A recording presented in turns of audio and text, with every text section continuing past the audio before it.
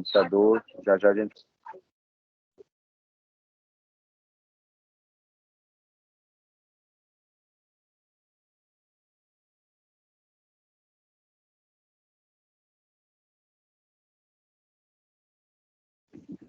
Mais 4 minutinhos a gente começa.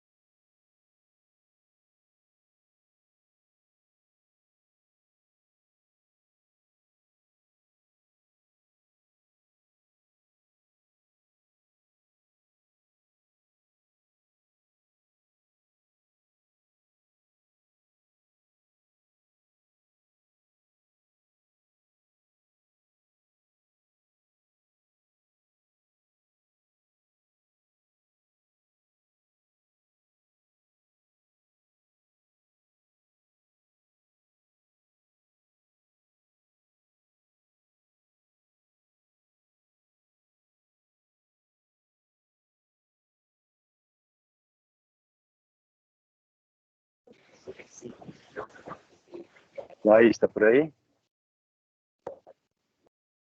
Oi, Silas, estou aqui. E aí, eu acho que já dá para a gente começar, né? Vamos começar. Carol, tá por aí? Tá pronta? Oi, vai começar? Isso, acho que já dá. Aí já deu tempo suficiente. Vamos privilegiar aqueles que já estão presentes.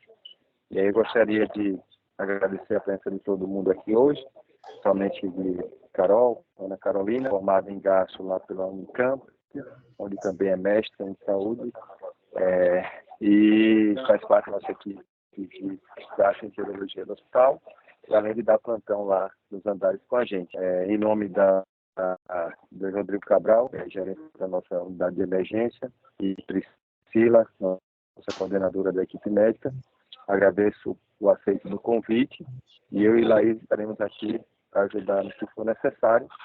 Passo agora para a Carol para que ela possa compartilhar aí essa informação com a gente.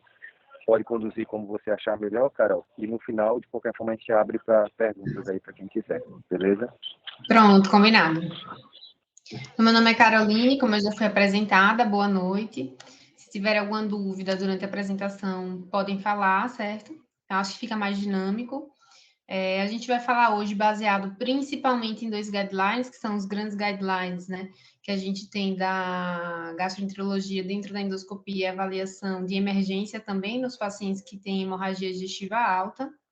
E eu tentei ser o mais sucinta possível para não abrir tantas dúvidas e confundir um pouco mais o nosso raciocínio durante a condução desses pacientes, que a gente sabe que sempre precisa ser particularizado. Então, a gente vai falar de uma forma mais geral, mais ampla, e de uma forma como é conduzido, de uma forma mais universal mesmo, esses pacientes na unidade de emergência e que apresentam hemorragia digestiva alta. Então, essa é uma condição que é caracterizada pelo sangramento de origem esôfago, estômago ou duodeno. Essa Carol? região... Oi? Só um instantinho. Não está aparecendo para a gente, eu acho. A apresentação? É. Eu ainda. Deixa eu tentar aqui.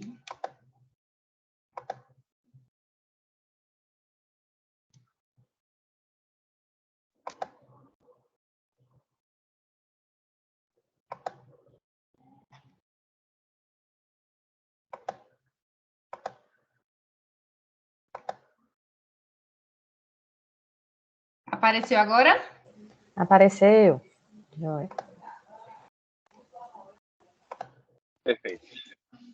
Então, hemorragia digestiva alta, ela é aquela de origem, né? Em esôfago, estômago, duodeno, ou seja, tudo que for ali proximal ao ligamento de Treitz, que é o que vai definir, né? A separação entre o duodeno e o jejum, ela é considerada uma hemorragia digestiva alta.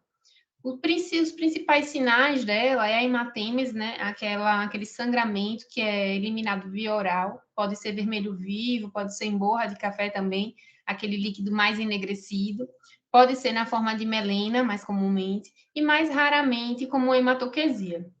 Nesses casos de hematoquesia, né, aquele sangramento que a gente vê via anal, mais vermelho vivo, isso geralmente acontece nos pacientes que apresentam catarse, né? Teve um sangramento volumoso e isso é irritativo para o trato gastrointestinal, acaba tendo uma catarse ali no intestino e ele é eliminado nessa forma de sangue vermelho vivo.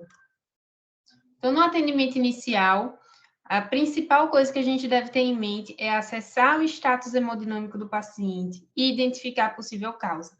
Porque primeiro é dar estabilidade para esse paciente, evitar uma piora, né, dele por conta desse episódio, e identificar a causa para que a gente possa também iniciar de modo correto a condução desse quadro. Então, atentar bastante para a história clínica do paciente, perguntar como foi que aconteceu o episódio, o que era que o paciente estava fazendo, ingeriu alguma coisa, foi de uma hora para outra, já vinha apresentando hemorragia digestiva, teve náuseas, teve síncope, né?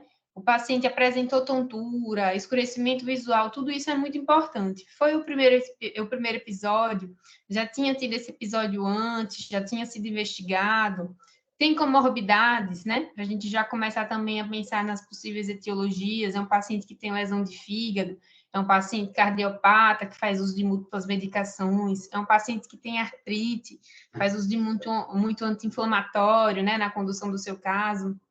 Essas medicações também são importantes para a gente tentar identificar e avaliar o paciente nesse primeiro momento.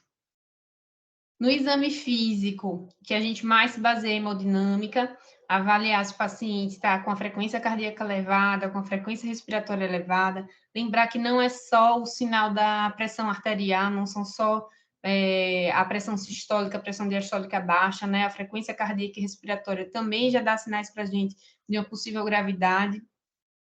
E avaliar os estigmas de cirrose hepática. Algumas vezes o paciente não sabe, né, que ele é portador de uma lesão de fígado já crônica, então a gente poder olhar para ele também, identificar alguns sinais, como telangiectasias, principalmente em tronco, eritema palmar, ginecomastia, isso é muito importante para a gente também já ter algum sinal aí do que é que pode estar acontecendo. E se o paciente tiver, e levar também, é importante a gente dar uma olhada na hemoglobina dele, ver como é que era essa hemoglobina anterior, porque a gente vai precisar fazer um novo exame, né, e poder comparar. Uma função renal, né, nos pacientes que eles têm sangramento realmente volumoso, acaba que tem lesão pré-renal, a gente consegue ver o aumento da ureia também por absorção do próprio sangue no trato gastrointestinal, então é importante. Coagulograma, para a gente dar uma olhadinha se é um paciente que já tinha também uma alteração aí, uma dificuldade em hemostasia. E uma endoscopia anterior, se ele tiver, porque também já ajuda nas nossas hipóteses. Será que está acontecendo novamente o mesmo episódio? Será que é um episódio novo, alguma coisa diferente que aconteceu? Então, esses são os principais exames que, se o paciente tiver posse, é importante que ele leve na sala de urgência e emergência. Existem algumas escalas, alguns scores que são importantes e que ajudam também na avaliação inicial desse paciente. O mais utilizado na prática clínica é o Glasgow Blatchford Score, que ele é um score pré-endoscópico, tem também o de Rocal.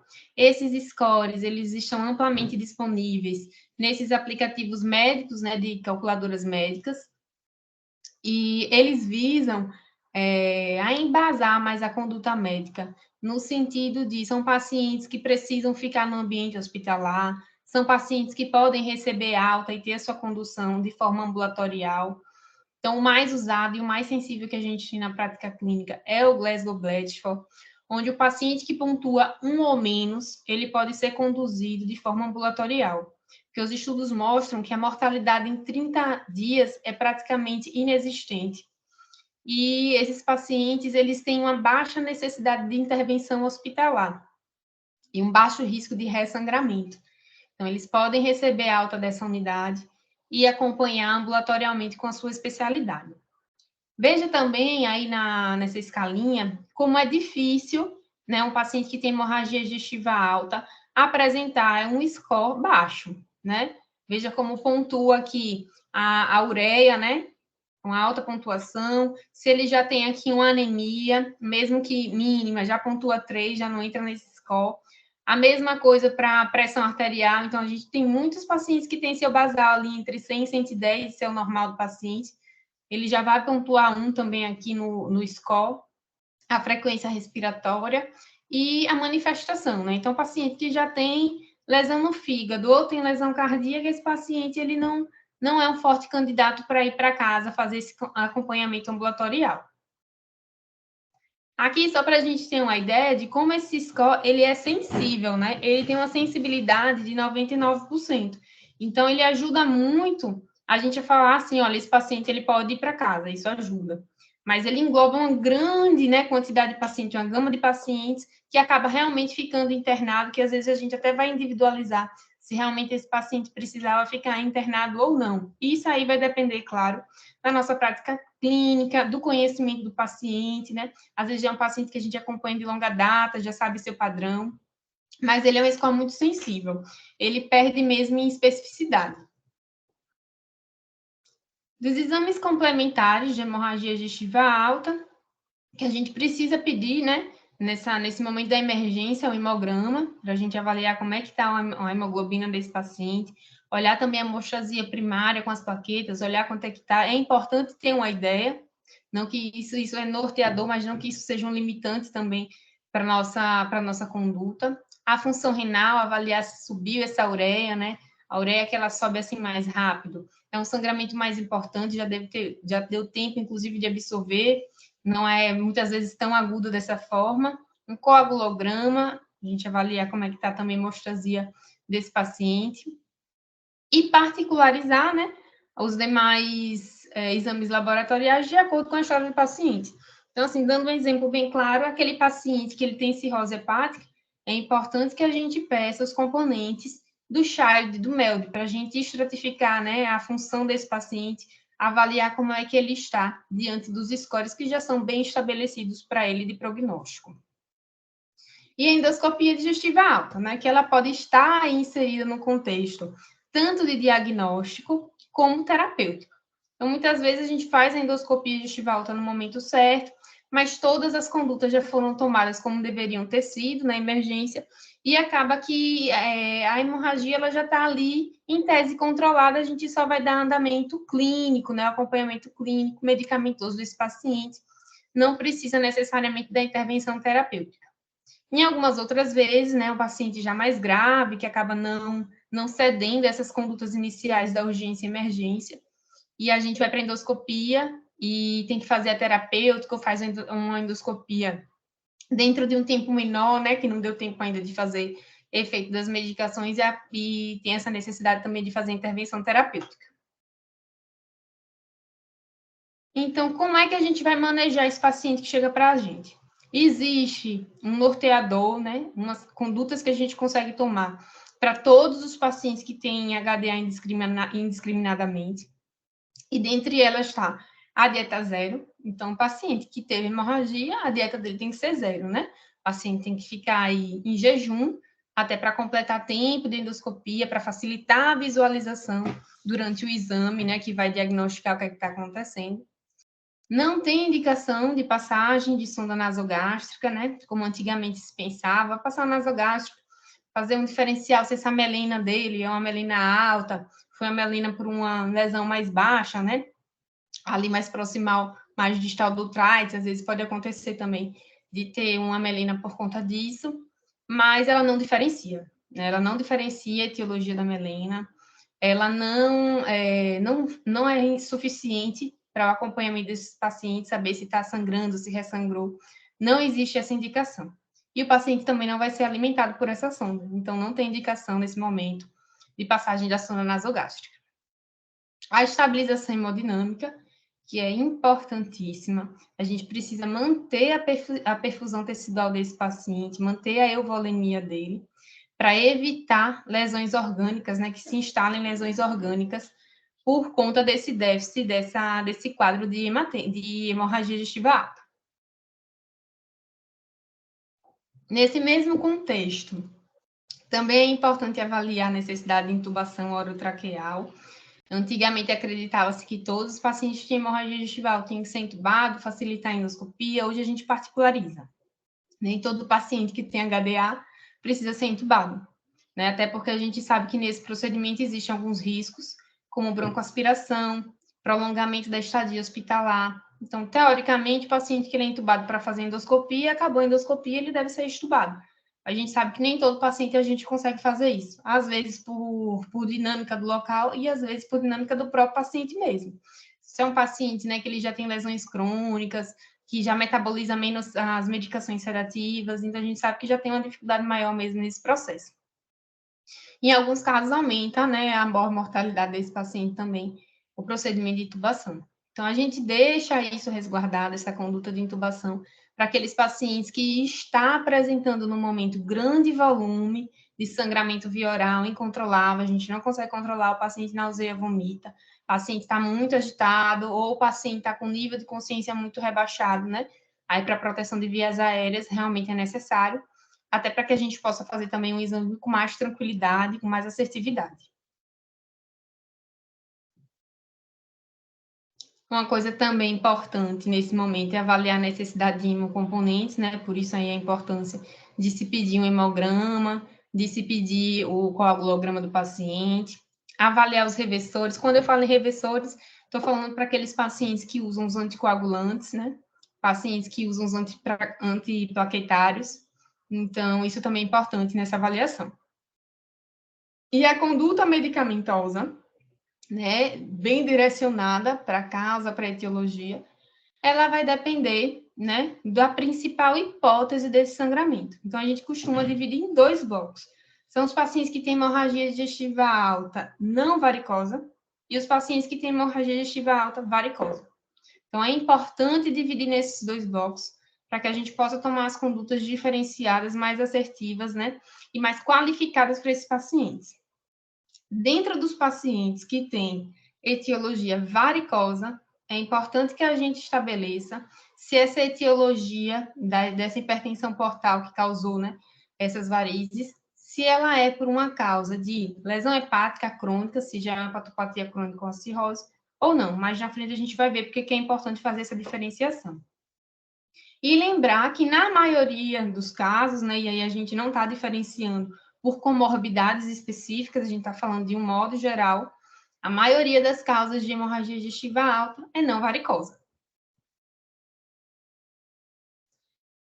Com relação aos hemocomponentes, de uma forma geral, generalizando, a gente busca que o paciente ele tenha uma hemoglobina em torno de 7 a 9. Nos pacientes que são cirróticos, normalmente a gente não quer tanta hipervolemia, a gente deixa 7, 8, mas o tolerável aí, de um modo geral, é de 7 a 9, né? E nos pacientes cardiopaca, o EGES, né, que é o guideline europeu, orienta que seja de 10 para mais, nos pacientes que apresentam cardiopatia, mas existem muitos casos que a gente, né, discute diretamente com o cardiologista do paciente, a gente acaba deixando ali em média em torno de 9. O ponto de corte de plaqueta, INR, ele não existe. Não tem esse ponto definido na literatura, do ponto de vista do trato gastrointestinal e endoscópico. Mas a gente sabe, por exemplo, que do ponto de vista hematológico, os pacientes que têm plaquetas abaixo de 30 e que estão com sangramento ativo, têm indicação de transfusão de plaqueta. Então, isso vai ser muito particularizado, porque plaqueta também é volume. Se a gente faz um volume do hemocomponente com hemácia e faz plaqueta, a gente já sabe que tem um volume mais aumentado. Então, muitas vezes aí a gente vai precisar priorizar. A mesma coisa para o INR. O INR não existe evidência de que ele vai alterar aí a intervenção endoscópica, de que ele aumenta o risco de ressangramento. Então, eles não são limitantes para a estratégia terapêutica. Deixar, né, isso mais claro. Nos pacientes que usam varfarina e os novos anticoagulantes, o ideal é que a gente suspenda nessas medicações no momento da hemorragia. E aí a gente vai pensar dois cenários. O cenário que aquele paciente que chegou, está estável, ou a gente conseguiu, ele chegou até um pouco estável ali, mas a gente conseguiu dar uma estabilidade inicial para ele. E aí esse paciente ele não vai ter indicação dos reversores, né? Dos de vitamina K, do plasma fresco concentrado, do complexo protombínico ou do hidarocizumab, né? Nos casos de quem usa o da Bigatran. Mas se o paciente ele estiver instável, se ele estiver nesse outro lado, né? Da moeda, aí a gente precisa, né? A gente está autorizado a usar esses reversores na tentativa mesmo de manter a estabilidade do paciente.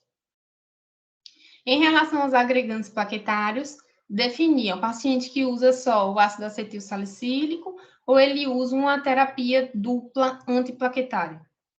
Definido isso, a gente vai ver a indicação dele é primária ou é secundária. Na literatura, nós não temos estudos randomizados, nem estudos clínicos suficientes para dar essa resposta em relação à profilaxia primária. O europeu orienta que na primária ele seja suspenso, o AS seja suspenso. Enquanto que na secundária, tanto o americano como o europeu e a maioria dos guidelines, né, mundiais orientam que a gente mantenha o AS. O AS deve ser mantido na secundária porque os estudos mostram que quando ele é suspenso, aumenta os riscos cardiovasculares e os eventos cardiovasculares relacionados a essa retirada. Nessa profilaxia secundária, quando a gente usa dupla terapia, o ideal é que a gente mantenha o AS e suspenda a outra dupla terapêutica. Então, a gente sempre tende a manter o AS. E quando é que a gente retorna, né? Pensando um pouquinho mais além aí do ambiente de emergência. A gente vai retornar o AS, ou a gente tem uma escolha para fazer aí que a gente está embasado em guidelines, ou no dia da terapêutica, no dia que a gente fez a terapêutica foi efetiva, a terapêutica endoscópica, eu me refiro, ou entre 3 a 5 dias da terapêutica. Isso a gente conversa geralmente, né, com o médico também assistente, com o médico prescritor desses medicamentos para entrar em um consenso. Então, a suspensão fica particularizada dessa forma e a transfusão de plaqueta devido ao uso dessas medicações, ela não está indicada.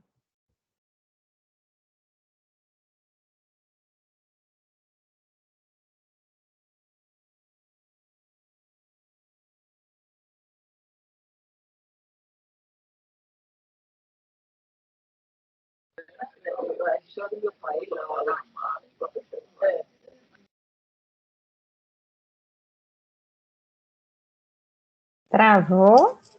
Lembrando aí que o INR isolar na... Alô, Carol. Oi? Oi. Tem uma travadinha aí depois que você trocou de slide aí. Escutou até onde?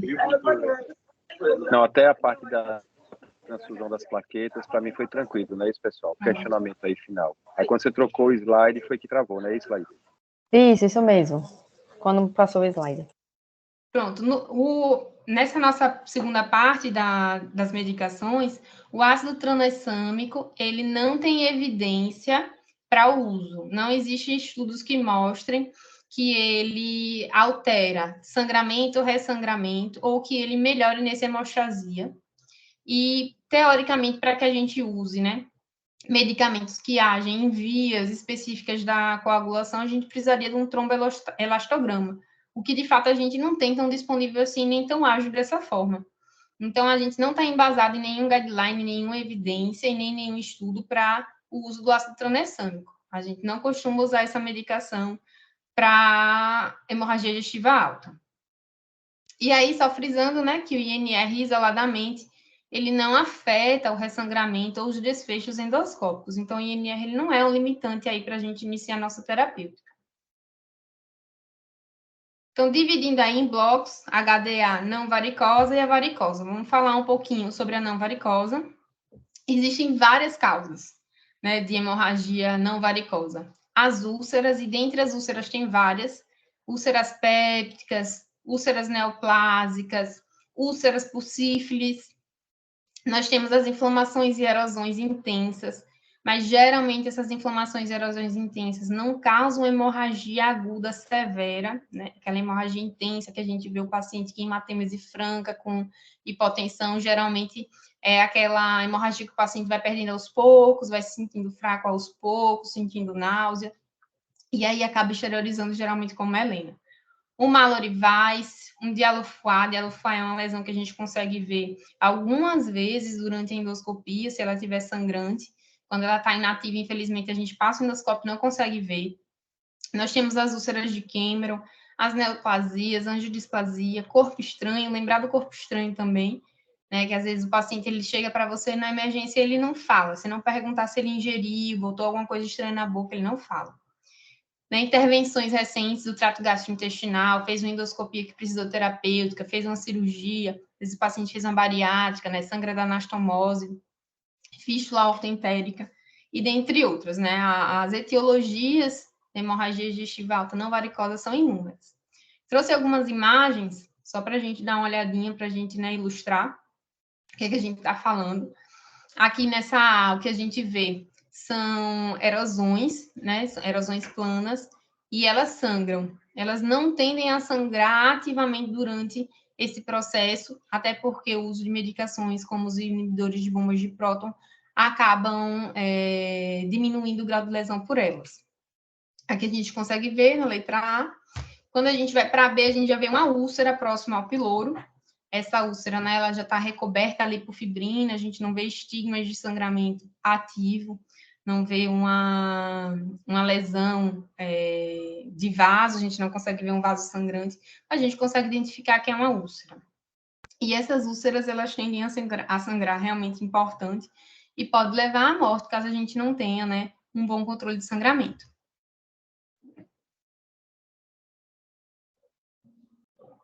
Essa outra imagem, a gente vê um Mallory-Weiss.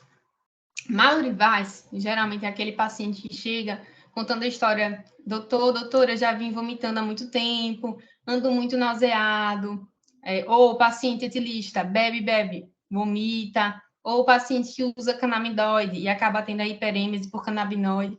Então, ele já vem com essa história de que vem vomitando, e acaba lacerando essa região aí que está entre, acho que com a setinha fica melhor, essa região que está entre o esôfago e o estômago. Essa laceração a gente chama de Mallory-Weiss. O uso dos inibidores de bombas de próton ajudam bastante. Às vezes, quando está com sangramento ativo, a gente não consegue, né? Ele não para, não faz a hemostasia primária, secundária ali espontaneamente. A gente pode liberar uma ligadura elástica, mas não é tão interessante por conta da região, que pode ter algumas complicações, como disfagia posteriormente. Essa daqui é uma úlcera, mas é uma úlcera de Cameron, certo? É aquela úlcera que ela acontece dentro da hérnia diafragmática. Essa hérnia, ela acontece, e aí, por isquemia, por contato de uma parede com a outra de mucosa, acaba causando essas úlceras, e essas úlceras também sangram de modo importante. Aqui é uma lesão vascular, né? A gente chama isso de angiodisplasia, ectasias, geralmente elas são várias, né, na região, principalmente de antro, mas podem estar também na região de corpo, e elas tendem a sangrar causando hemorragia. Tanto pode causar aquela hemorragia mais silenciosa, em que vai perdendo HB de forma contínua e devagar, como pode sangrar também de forma importante e aguda. No controle dela, no tratamento dela, a gente costuma fazer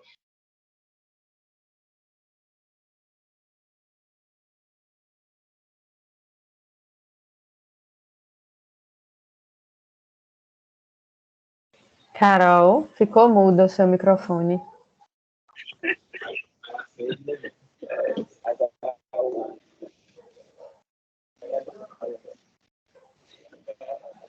Continua, foi Continua. a troca de slide novamente. É porque tá mudo. Para mim ela está congelada.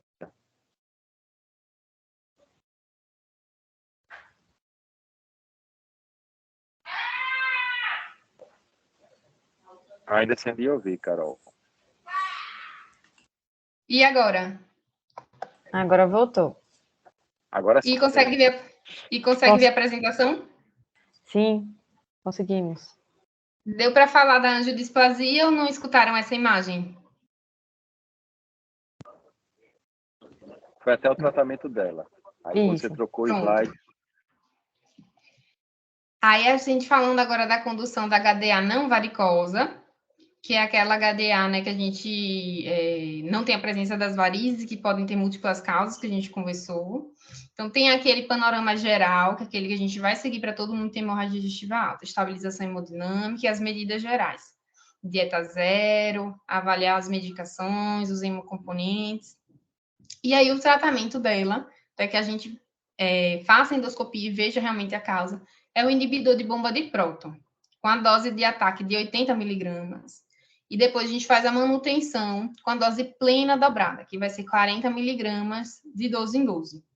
E isso venoso. É importante que essa posologia ela seja venosa, primeiro, porque o paciente ainda está em dieta zero, e segundo, além da efetividade ser mais rápida, a gente vai realizar endoscopia digestiva alta. Então, é interessante que esse paciente ele permaneça em dieta zero e que ele faça essa medicação dessa forma. Tomada todas essas medidas, contactar a equipe de endoscopia digestiva alta para definir o melhor horário, o melhor tempo para avaliação endoscópica. Já na hemorragia digestiva alta varicosa, a gente vai manter, né, esse padrão inicial de atendimento com estabilização hemodinâmica e as medidas gerais. Mas eu quero chamar a atenção para aqueles casos onde a gente faz toda essa parte, mas o paciente ele fica instável. Ele continua sangrando, a gente sabe que o paciente já tem um histórico aí de ter varizes, e ele não estabiliza, ele continua instável, ele continua vomitando sangue. Aí a gente pode lançar a mão na emergência do balão de Sengstake Blackmore. Não sei se vocês conhecem esse balão. Esse balão a gente passa depois de entubar o paciente, porque, como eu falei, né, geralmente é uma hemorragia digestiva alta volumosa, né, não tem controle, não tem estabilidade. Então, a gente precisa garantir uma via aérea desse paciente, a gente entuba o paciente e, após a intubação orotraqueal, a gente passa o balão de Sengstake Blackmore. Esse balão, ele é introduzido... Conseguem ver a seta? Sim. Ele é introduzido por esse número 7 aqui, através da narina. A gente introduz ele o máximo até a sua... Ele tem marcações aqui. E aí a gente introduz ele até a sua marcação de esôfago. A gente faz a marcação no paciente externo. Depois a gente vai lá e passa, com aquela, como se fosse passar uma nasogástrica. E aí a gente passa a sonda no paciente. Quando a gente passa essa sonda, cada balão ele vem dentro da sua embalagem dizendo quanto que de ar a gente vai colocar na parte gástrica, que é essa 5, e na parte esofágica, que é essa 6. Então, não adianta, não tem um número mágico de cabeça, tem que olhar aquele balão específico que é do seu setor. quanto que tem que colocar ali de volume, de ar. Isso é feito por seringa, como se fosse, como se fosse uma sonda normal mesmo. A diferença é que na extremidade dele, que fica fora do nariz, ele vai ter 3 entradas. Uma entrada, essa entrada também é sinalizada na embalagem do balão. Uma entrada, que é onde você vai encher o balão gástrico. Então, encher o balão gástrico, traciona. Não é uma tração muito forte, é uma tração para sentir apenas a resistência de onde chega ali na região da cárdia. Sentiu, enche o balão 3, que é o balão esofágico. E aí ele infla. Qual é a intenção desse balão? É uma intenção mecânica, né? De tentar estancar ali, de tentar fazer uma pressão nessa variz para que ela pare de sangrar até que a gente possa fazer a intervenção terapêutica com a endoscopia. E esse outro lumen daqui, que é o 2, ele dá acesso, como se fosse uma sonda nasogástrica mesmo, ele dá acesso à cavidade gástrica. Então, esse balão fica lá inflado. Ele não pode ficar inflado durante muito tempo, porque ele dá isquemia também. Então, é importante que a gente infle e já entre em contato também com a equipe da endoscopia para adiantar essa endoscopia digestiva alta. Quando a gente tem as varizes, né, essa causa varicosa como principal hipótese, é importante que a gente entenda se esse paciente ele tem uma doença crônica do fígado, se ele tem uma cirrose. Por quê? O paciente cirrótico que sangra, ele tem alto risco de infecção, principalmente infecção respiratória. Mas principalmente, a infecção ela pode ser de qualquer sítio. Então, o paciente com lesão de fígado que sangrou, ele vai culturar por completo. É cultura de urina, é cultura de sangue, é cultura de líquido acítico. Então, é muito comum esse paciente que sangrou, que teve hemorragia digestiva alta, ele tem uma PBE. Então, é obrigatória a punção do líquido desse paciente, a punção dessa ascite, na apresentação da hemorragia digestiva alta. Como forma de profilaxia, a gente lança a mão do uso da ceftriaxona de 1 grama por dia. Isso de forma profilática, para a gente evitar que o paciente tenha uma infecção devido a esse episódio de sangramento. Essa profilaxia infecciosa também é uma profilaxia de ressangramento. O paciente que infecta e tem lesão hepática, ele tem alto risco de ressangrar. Então, essa aí é uma medicação antibiótica que a gente usa com esses 2 intuitos, prevenção infecciosa e prevenção de novos sangramentos. Essa medicação ela pode ser adequada à realidade local, né, o perfil de resistência hospitalar e alergias do paciente, e ela deve durar até 7 dias. Em alguns casos, que a gente consegue ser mais rápido, instituir a terapêutica, e acessar esse paciente o mais rápido possível, dentro de 3 dias tudo está completo. Então, acaba que até 3 dias a gente está autorizado a manter esse antibiótico, não menos que isso. A gente pode ficar ali entre 3 a 7 dias, a depender do caso. E lembrar que, mesmo esse paciente que tem, a gente já sabe que ele tem varizes, é um paciente que a gente sabe que tem problema de fígado, mas lembrar que quem tem problema de fígado tem também uma depuração de histamina menor. E que tem depuração de histamina estomacal menor, tem aumento do risco de lesões pépticas. Então, isso não está escrito nos guidelines, mas é importante que a gente se recorde dessa fisiopatologia para uso de IBP nesses casos. Que o paciente pode ter varizes, mas ele pode sangrar também de uma úlcera. Então, é importante que nesses casos particularizados, a gente faça também o uso do inibidor de bomba de próton. E, de uma forma geral, os pacientes que têm essa hemorragia varicosa, a gente vai usar o quê? Qual é a principal medicação? É a terlipressina. A gente faz essa dosagem de 2 miligramas de 4 em 4 horas, em bolos mesmo, mas a gente sabe que isso pode ser flexibilizado para aqueles pacientes que estão estáveis, aqueles pacientes que estão indo bem, ou já fez a terapêutica endoscópica, que a gente só precisa completar o tempo da droga vasoativa mesmo. Aí a gente pode deixar 1 miligrama de 4 em 4. Ou, se a gente não tiver terlipressina, pode fazer uso do octreotide. Também faz a dose de ataque dele, que é de 0,1 miligrama, e depois a gente faz a dose de manutenção, que é 1 miligrama a dia, mas ele tem que ficar em bomba de infusão e faz mais efeitos colaterais que a terlipressina. Então, como a gente tem a disponibilidade mais fácil, mais efetiva da terli, a gente acaba que usa ela. Então, o uso dessas medicações até 5 dias, num cenário ideal.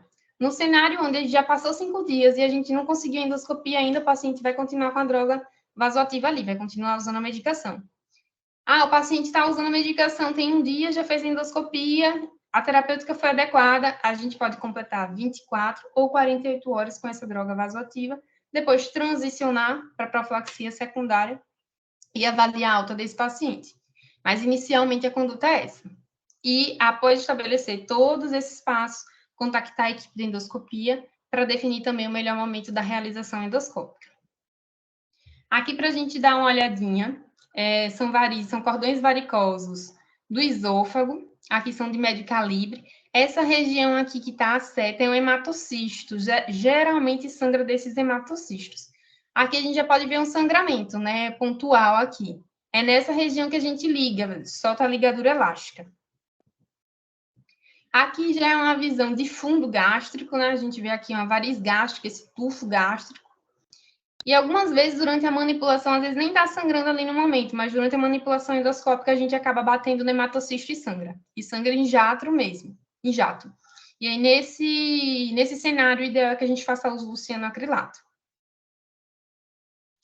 Então, pouco antes da endoscopia, o que a gente pode fazer ainda, né? A gente ainda está com esse paciente na nossa mão, como é que a gente pode ajudar? Fazer procinética entre 30 a 120 minutos antes do procedimento. Por quê? Porque isso ajuda na limpeza da cavidade e a gente consegue visualizar melhor. Quanto menos sangue tiver, melhor é a nossa visualização, melhor é a taxa terapêutica e resultado da endoscopia. O procinético preferível é a eritromicina. A gente faz 250 miligramas, mas muitas vezes a gente não consegue no serviço, às vezes quando tem a dosagem muito alta da ampola, não compensa financeiramente, e a gente acaba fazendo os procinéticos comuns mesmo, como a metoclopramida, e aí a gente lança a mão mesmo do que tiver, mas o importante é ter um procinético aí antes da endoscopia digestiva alta.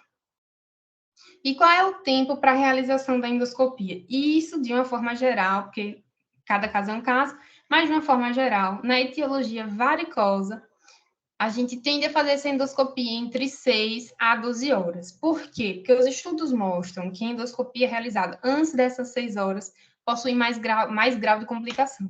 Carol. Então, Oi? Carol, quando você falou da metoclopramida, cortou e voltou agora. Pronto.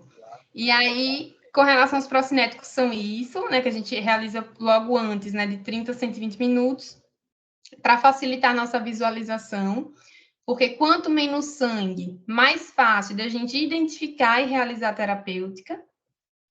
E o tempo para a realização da endoscopia digestiva alta, de uma forma geral, lógico que a gente vai particularizar cada caso e discutir com a equipe, mas de uma forma geral, quando a etiologia é variz, a gente tende a fazer essa endoscopia entre 6 a 12 horas.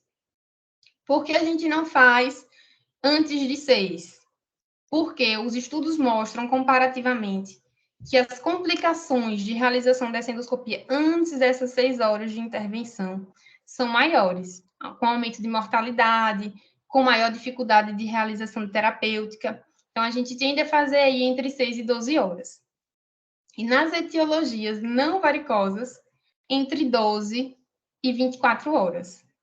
A classificação desse tipo de endoscopia é emergente, que é menor que 6 horas. Geralmente, a gente só faz endoscopia nesse tempo quando é corpo estranho em região de esôfago, ou é um corpo estranho em estômago pontiagudo, ou que pode causar uma lesão química, mas não nesses contextos maiores que a gente conversou hoje. Urgente, quando é em menos de 12 horas. Precoce, em menos de 24, e tardia após 24 horas.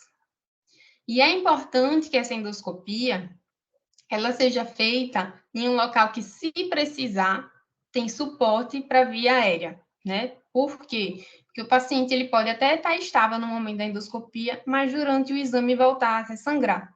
Não só pelo contato endoscópico, mas também lembrar que a gente injeta ar durante a realização do exame.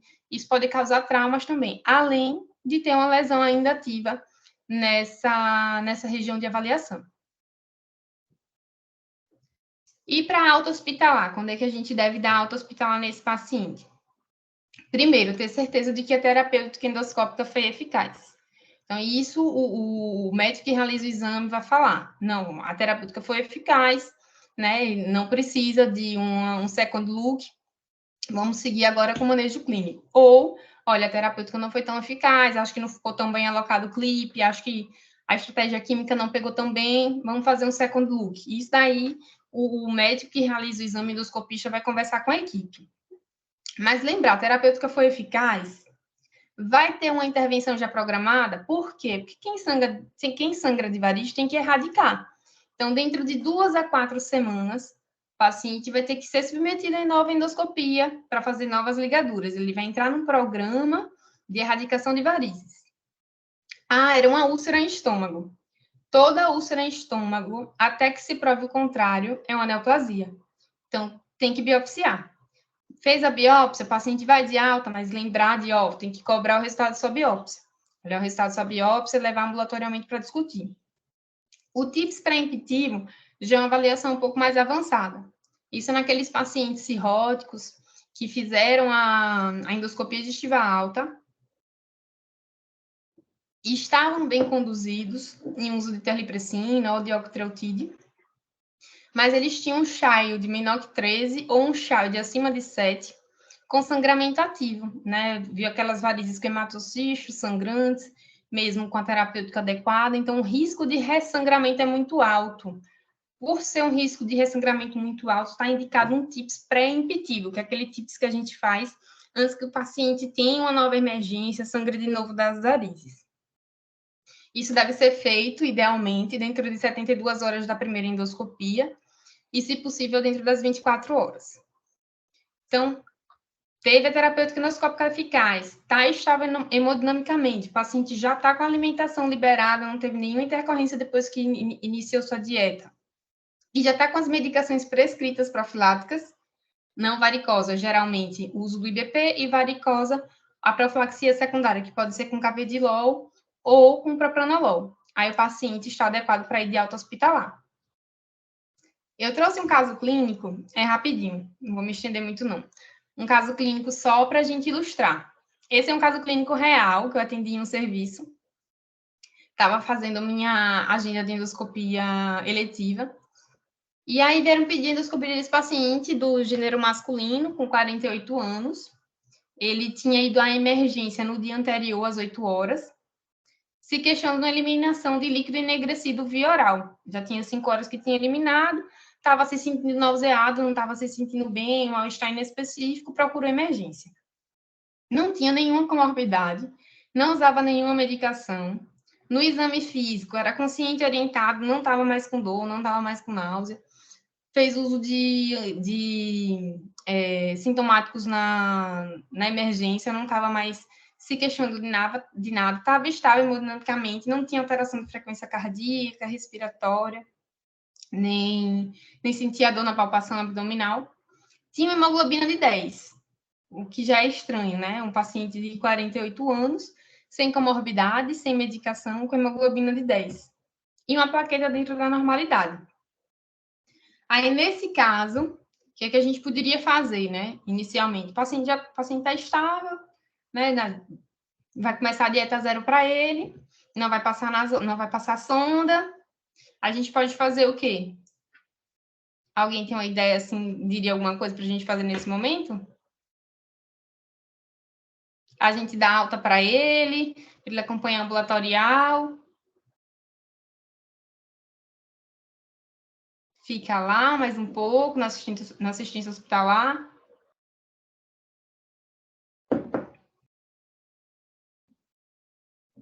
Aí o que a gente poderia fazer... Oi, alguém quer falar? O que a gente poderia fazer é o score dele. Fazer o score de Glasgow-Bachelor para ver como é que ele está. Veja que das informações que a gente tem, se a gente só jogar a hemoglobina dele, ele já pontua 3. Então, já é aquele paciente que não é tão elegível assim para receber alta hospitalar. Alguns pacientes vão deixar a gente com a pulga atrás da orelha, como esse paciente. Não é um paciente jovem, é um paciente que não tem comorbidade, não usa medicação. Por que esse paciente ele tem uma hemoglobina de 10, né? Isso é estranho. Por mais que ele esteja estável, mas isso é estranho. E aí, a gente fez a endoscopia desse paciente, começou, né, o inibidor de bomba de próton na noite mesmo, da procura da emergência. Não fez uso de terlipressina, nem droga vasoativa, não tinha indicação realmente. E após 19 horas da entrada dele da emergência, a gente fez o exame, porque teve uma dificuldade técnica aí do local e não conseguiu realizar o exame do paciente, não conseguiu cadastrar o paciente, a gente acabou fazendo o exame dele na sala de exames eletivos, embora a gente tenha feito com a presença do anestesista, porque todo paciente com HDA, mesmo que estável, mesmo que tenha mais de 10 horas, ele precisa ter um suporte de via aérea, caso ele precise. Então, aí, nesse caso, é que a gente esteja com o anestesista. A gente acaba não dando conta de fazer as duas partes, né? Sedação, intubação e o exame. E aí, a gente encontrou essa lesão. A foto não é muito boa, né? Porque é foto da imagem, mas assim, aqui é uma úlcera, não sei se vocês conseguem ver, tem os bordos pouco elevados, uma fibrina mais tênue, e aqui, esse pontinho é um coto vascular.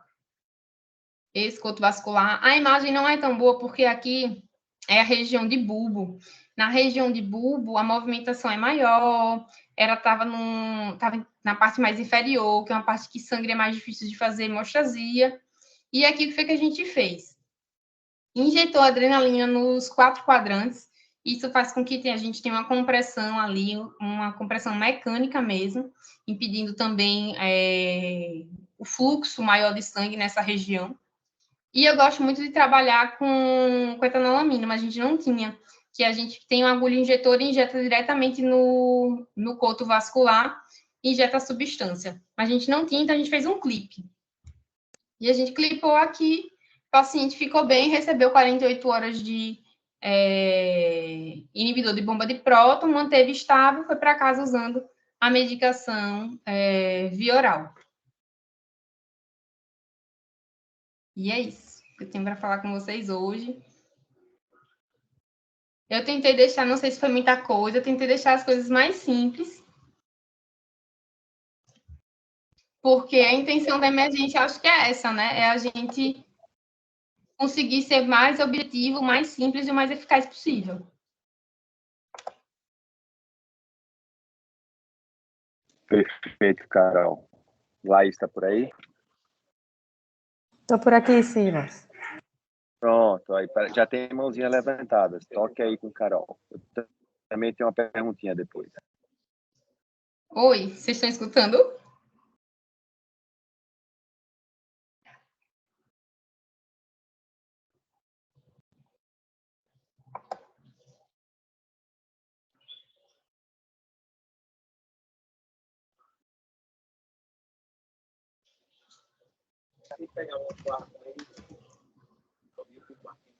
Laís? Oi, Silas, estou aqui. É porque tem... Pronto, melhorou. Estou entendendo. Tá apressado aí. Alguém parece que levanta. Emerson está levantando a mão, ele quer tirar alguma dúvida.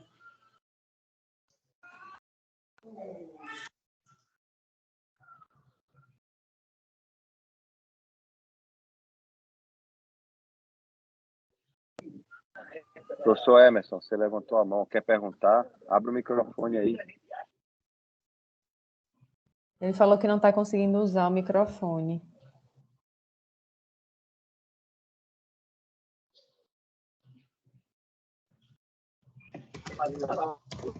Tá ouvindo, Carol? Ainda tá mudo para você?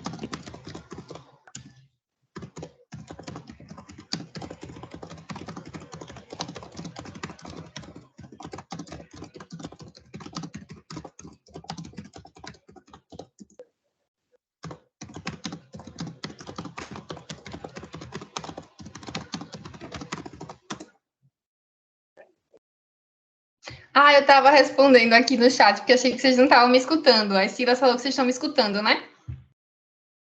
Então, a questão da sonda não é pelo trauma, certo? A gente não tem contraindicação de passagem de sonda nasogástrica por trauma, não. Mesmo às cegas. Então, existem pacientes que a gente faz a ligadura, paciente que tem HDA varicosa, a gente faz a ligadura elástica, mas é um paciente que já não come, já tem dificuldade de se alimentar, ou é um paciente que evolui com encefalopatia hepática, então já tem esse risco de broncoaspiração maior, a gente passa a sonda inclusive às cegas, não tem indicação nem de fazer sonda guiada, mas é porque ela não tem indicação no contexto de HDA.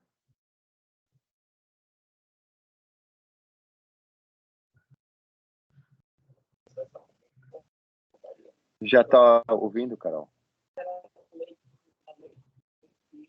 Carol, está ouvindo? Vocês estão me ouvindo ou só Carol não está me ouvindo? A gente tá ouvindo, Silas. Tô ouvindo todo mundo. É só Carol que não está ouvindo a gente mais.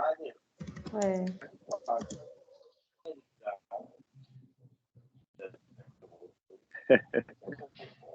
Estou falando aqui com ela pelo Zap.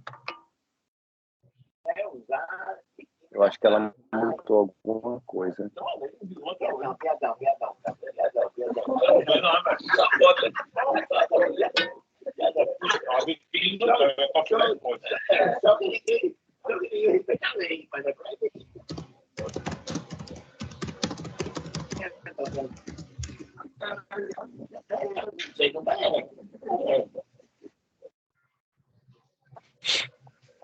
Ela pode ter clicado no sonho alguma coisa aí.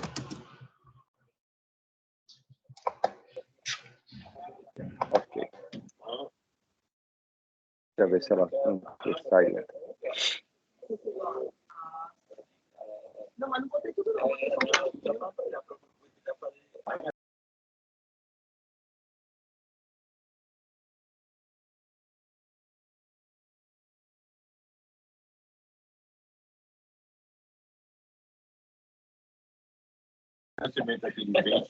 Quem tiver alguma dúvida aí, não saia. A gente ainda vai ter a rodada de perguntas aí assim que ela voltar.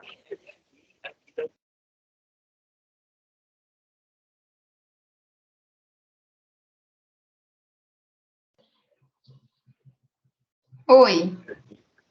E agora, tá ouvindo? Pronto, agora eu tô ouvindo. Ah, perfeito. Vamos lá, pessoal. Alguém tem alguma pergunta a mais aí? Vamos fazer?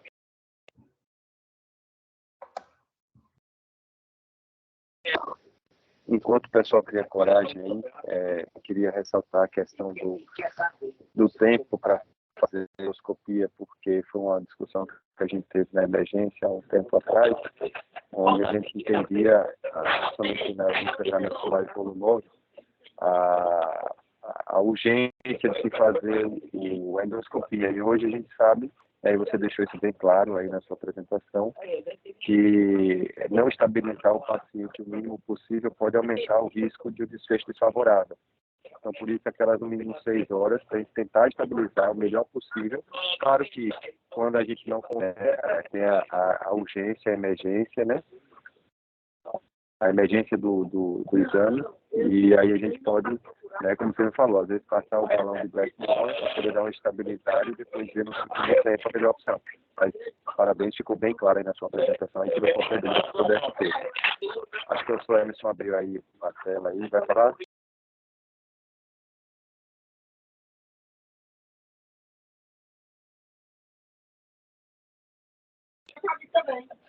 Seu microfone está mudo, Carol.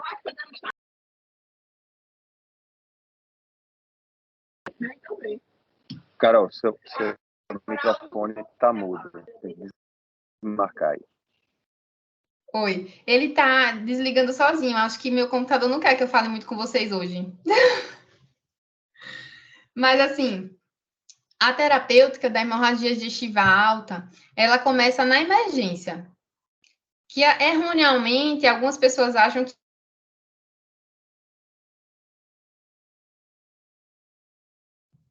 até ele realizar a endoscopia.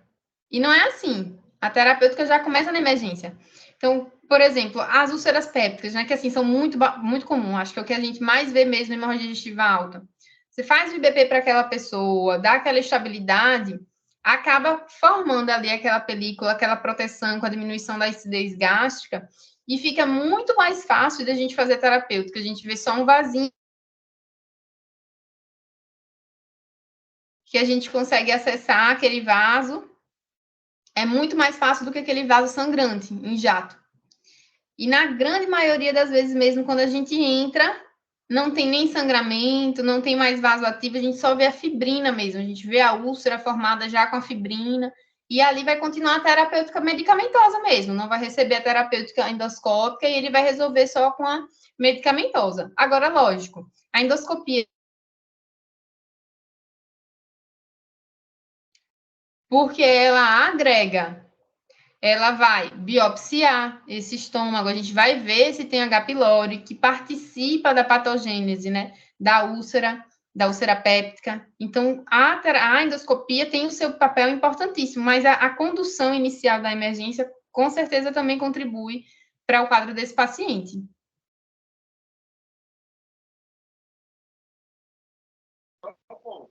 Perfeito. Outro ponto que eu gostaria de ressaltar é o uso de scores, né? A gente tem muitos scores aí disponíveis para várias patologias e não é que a gente vai ficar engessado ou dependente dele, mas nos casos que a gente possa ter alguma dúvida ou ter qual caminho seguir que seria o mais seguro ou melhor, e lançar a mão dos scores ajuda muito. Você vê, a gente tem tão pouco hábito que você perguntou no caso clínico que todo mundo ficou. Às vezes quem pensou até não quis falar porque não é o hábito realmente a gente usar tanto score. Eu acho que isso é uma coisa que a gente precisa evoluir muito.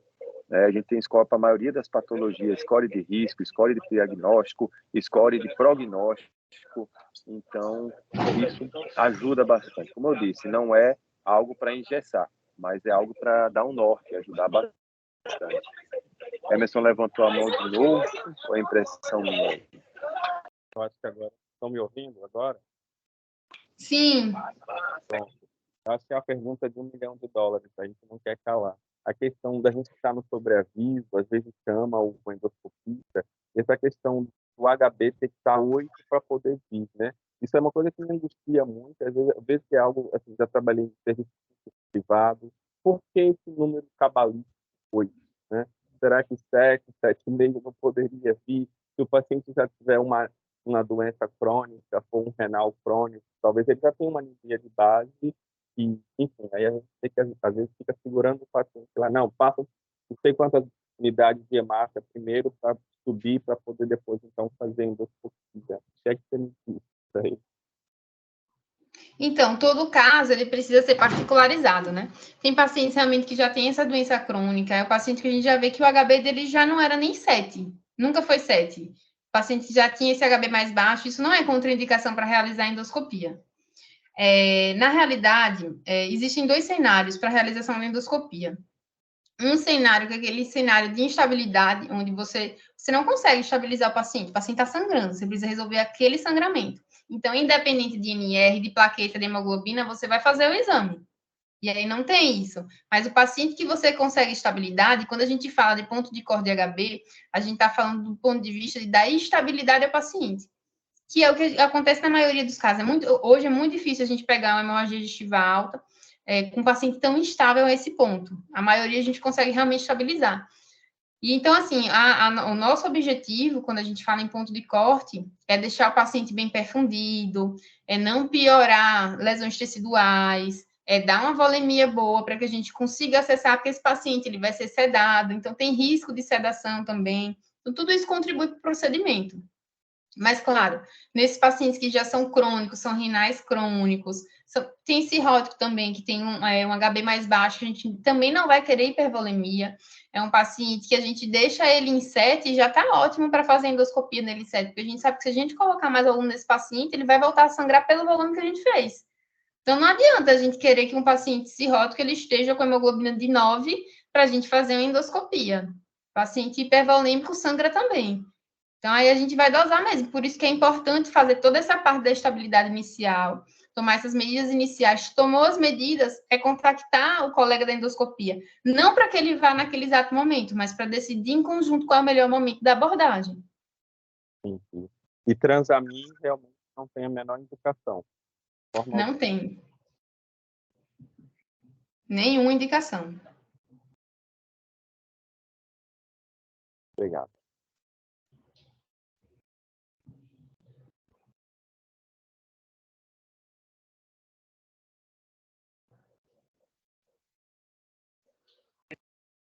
Eu acho importante Não também, fiquem assim, tímidos. Vamos aproveitar para tirar todas as dúvidas. se deixar, eu fico falando, viu? Eu gosto de falar, eu gosto mais, na verdade, mais de falar assim do que de apresentar. Alguém Eu mais acho, aí levantou a mão, eu acho. eu acho importante frisar essas coisas que a gente não encontra em guideline, né? Porque os guidelines eles estão mais para orientar a gente e falar do Carol, não geralzão. estamos lhe ouvindo. Tá ouvindo, Carol? Agora, Eu tô ouvindo vocês. Tá ouvindo. Que é essa questão do paciente, né? O paciente cirrótico, que a gente já sabe que tem varizes, que sangrou.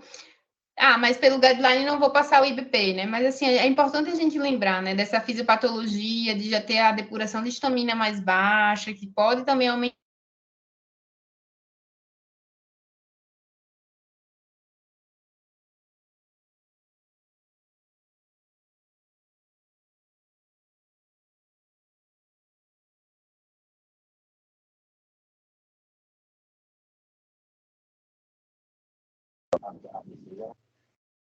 para mim aqui travou.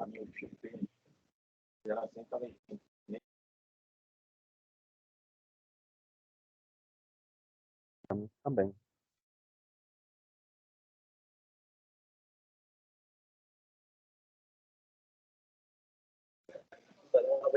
Ela está falando aqui que a internet está ruim, que está na casa dos pais e com a chuva muito estável. Aqui onde eu tô, chuva está longe, né? Mas já soube que aí está chovendo muito.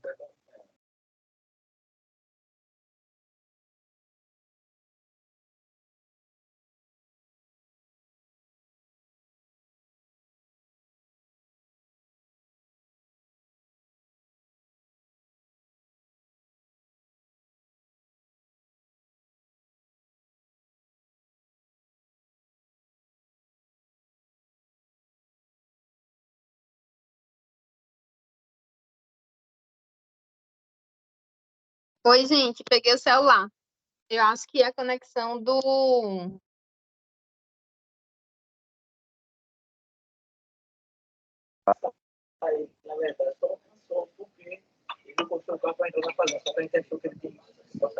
Tá chovendo muito, a internet não está colaborando realmente. E aí, estão escutando? Vai e vem, mas agora estou. Então, o que eu fiz foi tirar do computador, tô no celular. Acho que talvez melhore um pouco. Está alto e claro. Você estava fazendo algumas considerações. Então, eu acho assim que o bom da gente discutir em grupo mesmo, em equipe, são essas questões que não estão, né, nos guidelines, assim, que eles são mais para nortear de uma forma geral, para a gente ter um embasamento de uma forma geral. São coisas que a gente consegue estudar dentro de estudos clínicos randomizados, né, e colocar ali grupo caso-controle. Mas o nosso dia a dia também permite que a gente expanda as nossas terapêuticas, as nossas medidas, né? Porque o paciente cirrótico, isso a gente via muito na prática lá na Unicamp, né?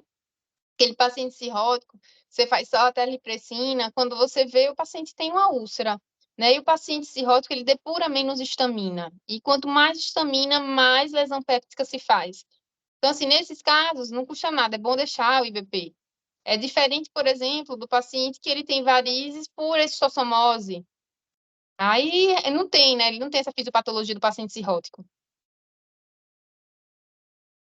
Paciente que é Perfeito. crônico, às vezes eles costumam sangrar muito difuso de estômago. Você entra, vê aquele estômago todo vermelho, aquele pontilhado todo hemorrágico.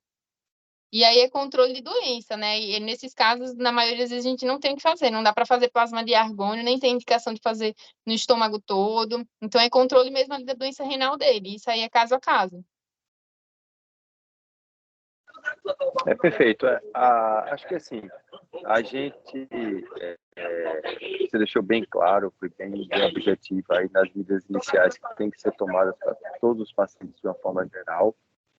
E a gente aplica o score e nada mais assim, produtivo para todo mundo, inclusive para o paciente, mediante todos esses dados já reunidos, entrar em contato com sobre a endoscopia, discutir com ele, passar todas as informações, passar o score para ele, passar os resultados de exames e passar a situação do paciente. O paciente está instável, passar sinais vitais, tem sinais de estabilidade, não tem sinais.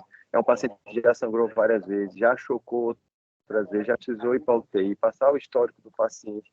Eu acho que com todos esses dados e com a boa comunicação, com sobreaviso, eu acho que essas dificuldades, essas divergências, elas vão ser bem menores.